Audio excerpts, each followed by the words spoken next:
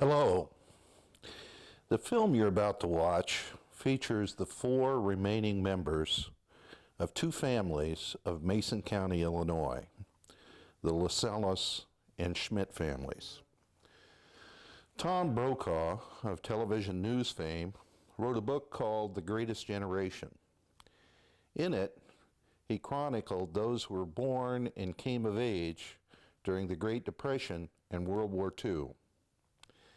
It took courage and character to survive and even thrive during that era.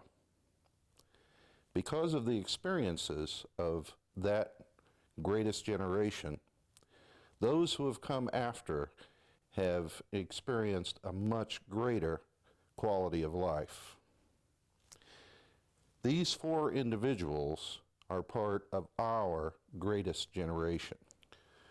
With the passing of each person in each generation, we lose much that can never be replaced. And although we retain memories of those previous times, we remember those things that we have personally experienced and those that we have personally known. But the shadows of time gradually eclipse those memories, especially those that we haven't personally experienced, or of those that we haven't personally known. With these few hours, we hope to preserve those memories for all of those who come after. The connection between the two families began when a young fellow from Bath by the name of Roscoe Parrott started going with a young lady from Havana by the name of Gladys Schmidt. Roscoe and Gladys eventually married, and Roscoe introduced his cousin, Charlie Lascelles, to Gladys's sister, Ruby. They started going together and eventually married. And Charlie introduced his younger brother, Melvin, to Gladys and Ruby's younger sister, Vera. And Melvin and Vera eventually married. So the end result was the two Lascelles brothers and a cousin married three Schmidt sisters. We open our program in a way that has become a tradition. We hope you enjoy it.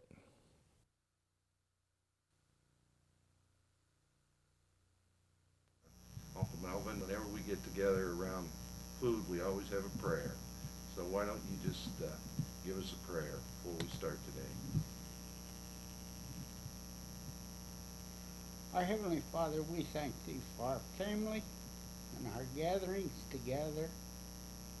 We just thank that we can record some of the old sayings that we had and the old stories that we had. Thank Thee, Lord, for our lives and our families. These favors we ask in Your name. Amen. Thank you, Uncle Melvin. The four people that are here: Ernest George William Schmidt. Right. Tell me when you were born and October the 10th, 1921. I married Mary Helen Rutledge in October 29th, 1943. two children. Linda Eileen and Peggy Lee. And she passed away August the 13th in 1978. And I married Pauline Kirkland on August the 4th, 1979, which was a friend of 35 years. Her husband and I were in World War II together for 3 years. Melvin Albert Lascelles. I was born in 1923. June the 7th, I was married in 1945 to Vera Schmidt. March the 15th, 1945. 3 children: Melba Upton, Marla Weimer, and Junior Lascelles. And Vera? Okay, I was born May the 8th, 1926. Vera Minnie, I should say. Yes, just don't forget that Don't Minnie. repeat the minute. That Minnie was after my aunt. And I was married March the 15th, 1945. To the guy sitting beside you. That's right, Melvin Albert. And we have 3 children. Wanda Louise. Lascelles Blodgett. I was born December the 1st, 1928, and I was married to Ansel Jr. Blodgett on November the 25th, 1953. We have one son, Kevin Douglas, and his wife, Gail, and 3 grandchildren, Carrie, Caleb, and Case. I'm the youngest of the Lascelles clan from the Frank Lascelles family. Frank and Louise Lascelles had 10 children that lived, and one died in infancy. And Grandma and Grandpa Schmidt had 5 children. Right. They all lived. So you all grew up and have lived, born and lived, except for Uncle Ernie, you being in the service, have lived in Mason County your entire lives. Is that correct? Right. And you all grew up pretty much at the same time through the Depression and through the war, and have all raised families here in Mason County. How was it different growing up when you were growing up from what it is today? Well, you cannot imagine what that depression is like until you live through it. I don't know how. I often wonder how they even made a living. With a family of 5 kids, you had a total of a family of 7 on a sand farm with no fertilizer, no seed, no chemicals, and no electricity, and prices were, what you had wasn't worth anything. And how they ever made it through, I don't know. I've seen my mother patch gloves, shucking gloves. That's how tight things worked. And I don't know whether Dad worried a lot. Mom worried. You could tell Mom was worried, but if Dad worried, he didn't show it. Nobody had any money, and you didn't have a lot of expense. If you had a little extra pork or something, maybe you'd pay the doctor, but you never went to the hospital. You went to the doctor's office and got all your medical needs and stuff, and he done it on credit. And they were lucky to, I guess, make a living too, because people couldn't fail. Melvin, how was it for you on the farm with no electricity? Well, what you learned over the telephone. I mean, what? You had a telephone. Yes. When one ring come on there, when a ring come on there, everybody went to their telephone, because that was the only way they got news.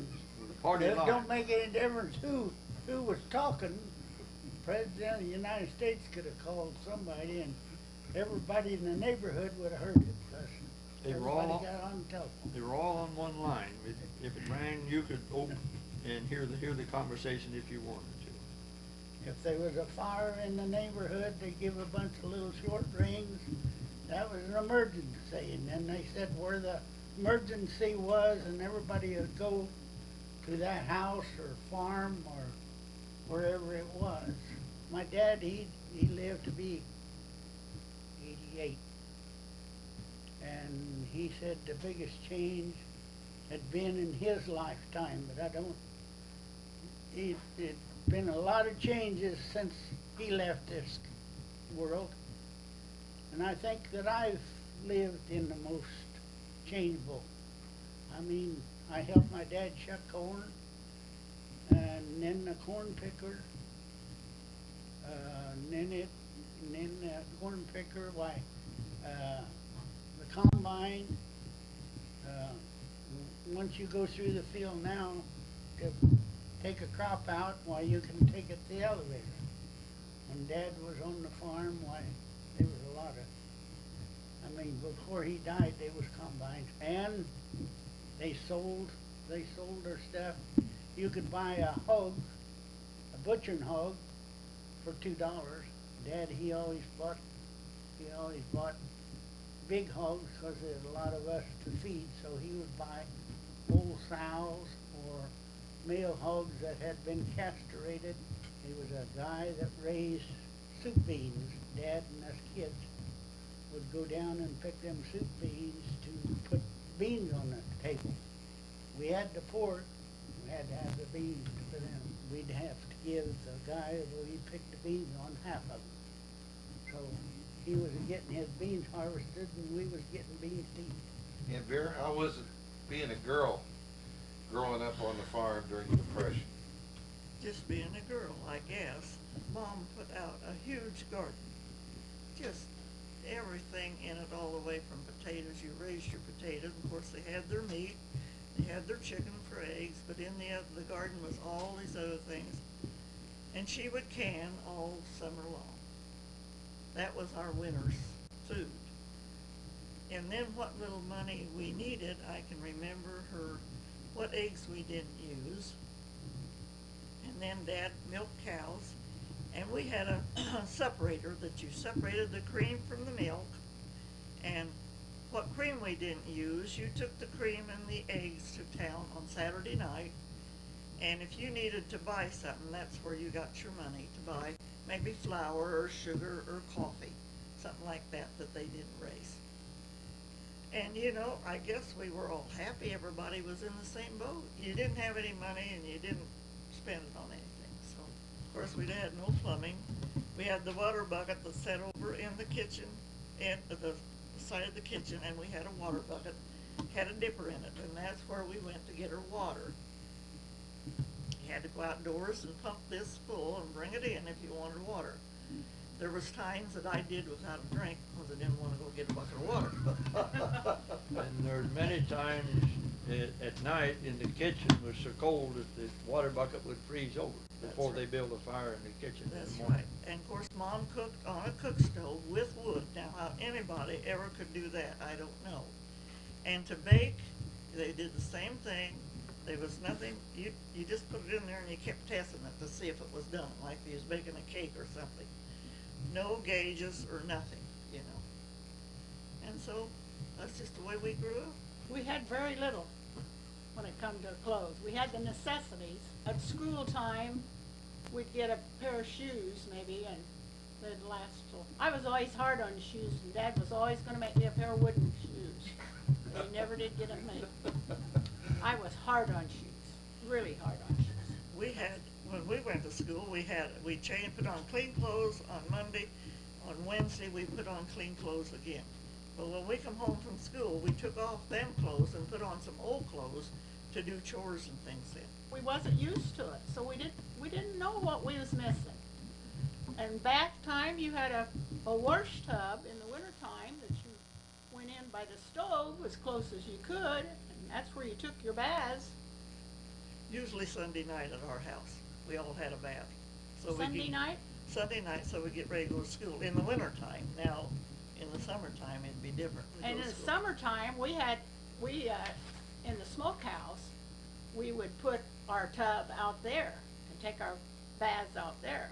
Wash tub. Served all purposes. You didn't have any refrigeration. We used a pump pit for cooling milk and butter, and the pump, you drove the pipe down. It might be 10 or 15 feet deep with bricks around it, and it'd stay cool. It was cool down there. You had ropes. 50 degrees or so. Did you churn butter? Yes. If it happened to break the churn, then you'd put it in a quart jar or half a gallon jar, and you'd sit there and bounce it on your knee till you turned it into butter. Cream into butter. Mom, besides selling eggs and cream, she'd make cottage cheese and sell that. Take it into Bath whenever she went to Aunt Rhodey's, and them city people in Bath would want to buy cottage cheese. Did you ever make it and put it on the clothesline? Yep. Yeah. Yep, that's the way they drained it. And another Put it thing, in a pillowcase. Right? Hung it another on thing so it drained. in the summertime, we talk about the stove in the wintertime. If very few people were lucky to have a little kerosene burner that they would cook on. A lot of times they would cook on the regular cook stove in the summertime. No fans, no air conditioning, that the house was so hot that you would sit out in the yard till 9, 10 o'clock, hoping the house, and then you were tired, you'd go in there and it was just really too hot to sleep, but you fell asleep. In the winter time, I got up and our top cover on our bed would be as hard as this top of this table. It froze. Well, you're Frost right. would be on our top. There was about 5 or 6 of us boys sleeping in one bedroom in 2 beds. Whenever you laid down, and just 3 of you, you'd lay your bellies to her back, and then we'd say turn, and we'd all turn on. But you see, we didn't have central heat. Down in the room where the stove ran, very few people had coal, so it would last all night. You would build a fire in the morning and keep it till you went to bed, and when you went to bed after the fire went out, the house cooled off. Didn't take long. No. Yeah, And those old houses, no insulation, where the curtains would practically flip, and the breeze, there's so much breeze coming in around the windows. snow would too, drift around the windows, come in. And sand, if you lived out where we lived, the sand would drift in the windowsill. One, you started out with long handles. That was number one. Long underwear. Long Long underwear, girls and boys. Mom would say, put these long underwear on. Well, I'd put them on, but when she wasn't looking, I'd pull those legs up just as far as I could get them. The wheat threshing was always, to me, when I was a kid, was a big deal, but it was a lot of hard work. Mom always had to cook on that cook stove. She'd fry chicken and, well, get a dinner for maybe 12, 15 men. At least And she always baked cookies, and you had to take lunch out to them, and that was a big day for me. I always looked forward to that.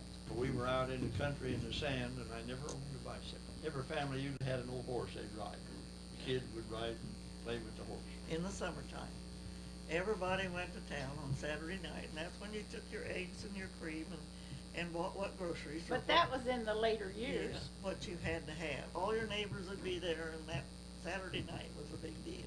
If you're lucky, went once a week, Yeah. unless you had some kind of emergency or something. Something the bail wire wouldn't fix. And duct tape wasn't invented yet. Yeah, no, duct tape wasn't invented.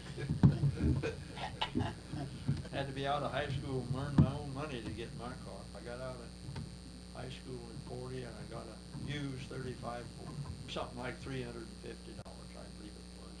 I had a job at the Becker and Long restaurant and I saved enough to buy me a car. But as far as the family cars, they were Model Ts and The first car Dad had was a 1926 Chevrolet. The year- 28, the year Wanda was born, Dad got a new car. And he traded 500 bushel of wheat. Grandma and Grandpa Schmidt. They always had a car that I can remember. Model Ts and Model A's and Model A was pretty good, but the Model T never wanted to start, and lucky it'd make 10 miles without stopping. Seemed like we'd hardly go to town and back 10 miles without having cargo. They just didn't make them like they do today. They didn't have gravel roads even, did they? No. It was just sand roads, just ruts, wagon ruts. That's it. You could just turn car loose and they'd go right on down the road, but you couldn't Stay get right out. in the rut. Couldn't get out. You meet somebody, you'd get stuck. We used to try to go to Easton, and you just, in the spring, there was so much mud, we hardly ever could get to Easton, which was 10 miles. But over, it's on the east side of the county, but over on this side of the county, it's sand, and you didn't have too much trouble You with didn't have electricity. kerosene lantern that you carried outside. It's a wonder they didn't burn every barn down every day, the way they had them lanterns around with the straw and everything. When we were going to grade school, we would come home from school if the folks would happen to be gone. We'd light our own fire in the kitchen. It's a wonder we didn't burn the house down. If you didn't have a light in every room and you carried one of them from one room to the other, if you would have stumbled and you'd have had a fire. Melvin, didn't you get burnt with a lamp chimney? And she talks about not being able to see, but I'll bet you there's more people wearing glasses today than they did back then. yeah, because they didn't get glasses. You just went blind. I'm the first one to complain about bright lights. These car lights, I'm you the can see a second half a mile and they don't need them that bright. They do go 90 miles an hour. They did make little kerosene burners that you could cook on without cranking up the big heavy metal stove. Kinda like- Mom did have one. It was just a 2-burner. Mom did it on the board until she got a Maytag washer with a motor on it. Her brother was in the Maytag business. I think one reason why she got it. In the wintertime, you did it in the kitchen. You raised the window and hung the exhaust out the window. Before that, everybody washed either with the board or with an old hand-operated wash machine. Like you say, it was Uncle Oscar had the Maytag agency when Mom got her first wash machine. And that was after the Depression. Mom had a wash machine that she used an engine. Yeah. Out. When we pumped water out the horse Well, tank. That used to be a day too, butchering day. Butchering. When you had butchering day, that was a day. They did it themselves, and it was about a 3-day deal. It took you 1 day to get ready, 1 day to actually do the butchering, and then another day to clean up everything, and then after that, you started working, taking care of curing your meat and so forth. Getting back to wash day, Monday was always wash day. And 90% of the time, you had soup beans for dinner. Because they put the beans on while they was busy washing, the beans would cook separate. But they always usually washed on Monday. And also, back then, all your better clothes, they had to iron everything, you know, they didn't no perma-press or anything. In the summertime, I remember, you know, a metal iron hot to iron your clothes was hot, besides the weather was hot, no fan or anything. You put that on the stove and get it hot. And then that's the way you ironed, and you had several of them. And then they had an iron that you could change the handle on. And that's the way you did your ironing. You kept some on the stove hot all the time. Grandpa Alp ran a laundry, and I would ride with him sometimes, and he'd go around, he'd have different customers every week. He had a Model T Ford, and he would go around and pick up their dirty laundry and wash it, and then they would iron it, and then take it back clean. And he lived down south part of Havana, and his property run right out to the riverbank. And he had his laundry set up, and the wash water and everything drained into the river. And out on the end was the outhouse, and then kept the outhouse clean right over the riverbank. And Uncle Carl got into the oil business about the time after the Depression when the tractors came along, and he made a killing selling fuel to when the horses left the farm and the tractors came on. He had a quite of a business for selling fuel. Well, Henry Ford and all them people, they were in suits, or if you've seen a farm demonstration, I've noticed that too. The spectators all had suits on. Or you see a picture of a ball game, and they all wore suits and hats in the middle of summer. Well, and you just look back 1950, for example. You look at pictures back then when people went somewhere, they dressed up a little bit. Now they don't give a damn. The more holes and the baggier the clothes, the better. You know? But you can just look back at a picture, and boy, that shows up right away. And I think farther back, like you say, they wore suits and neckties. I've got a picture over there of Dad's family. Well, they were dressed to T, and there was 7 or 8 of them kids. But with all this, I mean, you couldn't wash very often, and you had to iron everything, and it must have been so hot. You had to cover that dirt. They didn't have dry cleaners. No. Everything had to be done by hand. A lot of them pumped water by hand. I pumped water for livestock by hand, and you'd think they couldn't hold that much. Appendicitis, tonsils. Now, Vera and I both had ours taken out No, the same. you and Ruby. For me, Ruby and I had them taken out in Dr. Steele's office down Havana upstairs. He was a family doctor, and well, I never even heard of a hospital hardly, but the doctor. In fact, the winter before that, I missed, when I was in the 4th grade, I missed so much school that I had to go back, finish the year out in 3rd and start back over the next year in 4th. My tonsils were so bad, and they broke one day. Dad was gone somewhere and scared Mom to death. I know I reached in there and started pulling them out in pieces. I just about choked. And the next summer, Ruby and I had ours taken out. He did it in the doctor's office himself. They didn't have like Coke and stuff. You had flavored strawberry or orange or something like this, ordinary soda pop. And I don't know what the difference is now. Then you drink it, oh, your belch, you just come up, ooh,